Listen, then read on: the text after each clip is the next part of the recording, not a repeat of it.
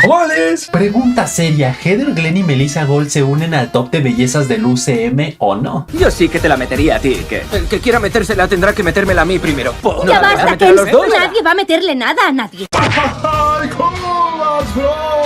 Las filtraciones del rodaje de la temporada 2 de Daredevil Born Again no se detienen. En esta ocasión se ha visto a la actriz Camila Rodríguez, quien interpreta a Ángela del Toro, portando el traje de White Tiger, lo cual ya se veía venir desde la muerte de su tío Héctor Ayala a manos del oficial Cole North, ya que en los cómics, tras este inútil haber muerto rociado a balazos por la policía mientras intentaba escapar del juicio donde lo declararon culpable, el amuleto de tigre llegó a manos de Ángela, convirtiéndola en su sucesora, quien en un principio no la pasó nada bien debido a que recién se aplicó la ley de registro superhumano, que en el caso del UCM vendría siendo la ley antivigilante del alcalde Fisk, solo que en el caso de esta pelotuda hay de dos. La primera es que formará parte del ejército de vigilantes superhumanos que está formando Matt Murdock, o la segunda es que al final de esta serie será reclutada por Miss Marvel en los Young Avengers, que repito que según filtraciones se verán forzados a llamarse Champions para evitar problemas de derechos de autor con Sam Wilson, como fue el caso de los Thunderbolts. No, gracias, quiero vivir. Vanessa, mi reina, mi esposa Kirby, quien interpretará a Sue Storm en la película de los Cuatro Fantásticos, aprovechó la Comic Con Experience México para mostrar su panzota de embarazada, y si se preguntan quién es su pareja, es el exjugador de lacrosse Paul Rubil, noticia la cual, más allá de las felicitaciones a la actriz, también provocó dudas sobre si esto afectará el rodaje de Avengers Doomsday, ya que actualmente se están rodando escenas en Londres y en Bahrein.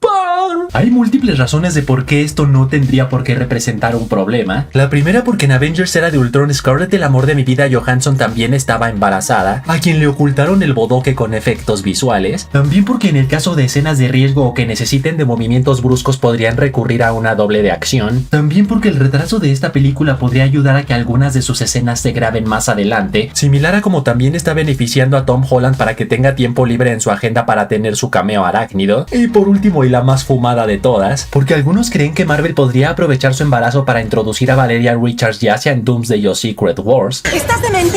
Demente no. Loco. Mocosa, la cual en los cómics tuvo un nacimiento muy complicado, ya que al sus papás verse expuestos a la radiación cósmica que les dio sus poderes, la bebé antes de nacer comenzó a liberar radiación que puso en peligro tanto su vida como la de Sue Storm, por lo cual al su hermano Franklin desconsolarse debido a que creyó que Valeria nació muerta, inconscientemente usó sus poderes de manipulación de la realidad para enviarla a una dimensión alterna donde Sue Storm estaba casada con Doctor Doom, aunque a su vez podrían manejar que terminó embarazada de tantas que le dediqué. Algunos lo llaman embarazo Bluetooth. La vida de un crítico es sencilla en muchos aspectos. Arriesgamos poco y tenemos poder sobre aquellos que ofrecen su trabajo y su servicio a nuestro juicio. Gracias a un nuevo póster de Jurassic World Rebirth tenemos un nuevo vistazo a otro mutadón, el cual se unirá al Distortus Rex como otro de los clones de dinosaurios fallidos que terminaron siendo abominaciones, que para el caso de este marrano combinaron ADN de Velociraptor con ADN de pterosaurio, y por ello es que tiene tanto garras torcidas como alas para volar, o sea que en otras palabras es un Velociraptor volador, por lo que aquí aplica perfectamente la frase: ¿creen que asuste a los niños? A los niños les va a dar pesadillas a los padres.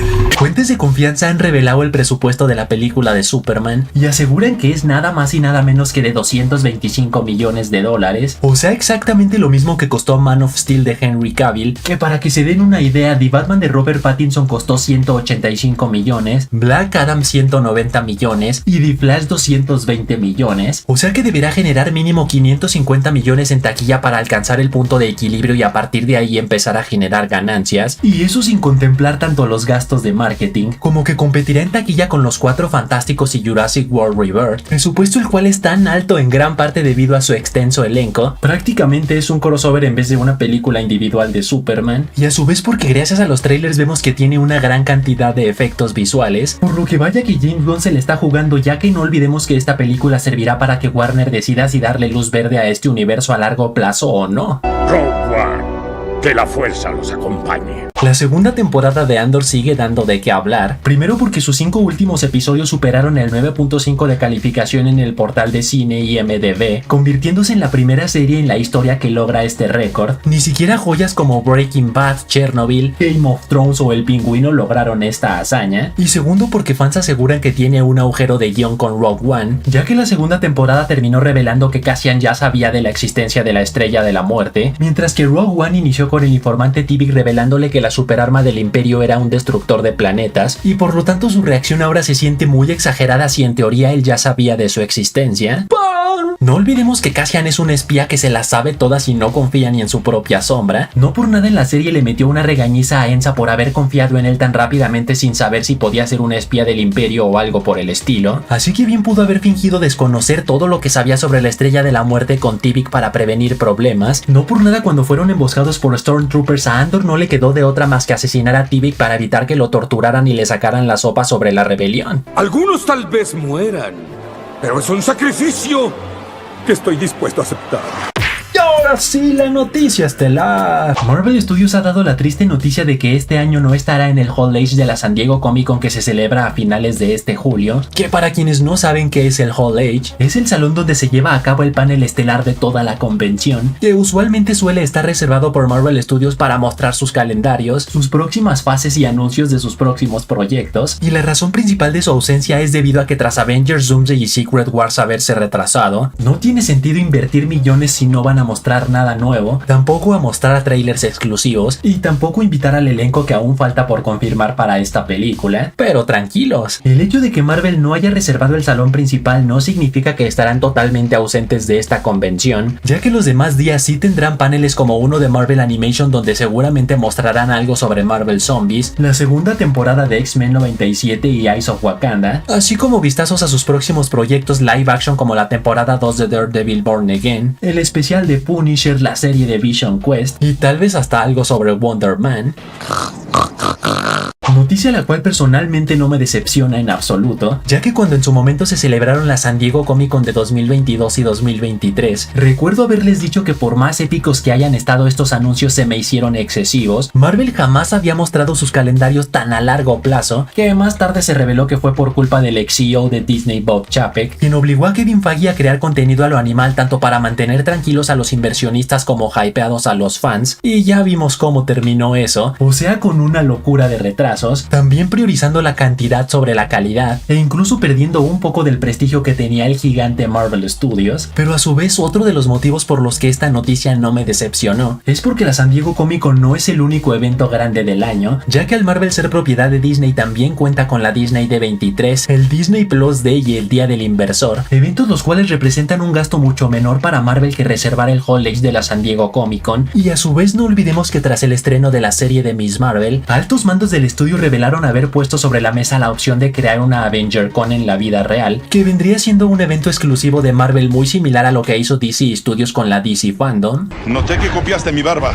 Y por último, para los que son un poco más alarmistas, no olvidemos que esta no es la primera vez que Marvel se ausenta de la San Diego Comic Con, ya que en 2020 y 2021 no asistieron debido a la pandemia, mientras que en 2023 tampoco debido a las huelgas de actores y guionistas, así que no panda el cúnico. ¡Calma que no panda el cúnico! Y así que hasta ahí, chavales, hasta ahí. Tú pon en los comentarios en qué país te gustaría que se celebre una Avenger Con. Y recuerden que pueden seguirme en Facebook donde publico noticias, momazos y todos mis videos. Y saludos para Marisela Reyes, Chris Ricardo, Luis Ciares, Yugi George, Junior Cortés, Tiranosaurio Rex, Cinterron que dice: Killer, no subiste video 2 días y sentí que fueron 2 años. ¡Dame fuerza, Pegaso! Y Anunimatu que dice: no es rana ni canario, soy yo viendo a Killer Mario. Así que ya saben, manténganse fuertes, sueñen en grande, rápala duro. Y nos vemos en la próxima.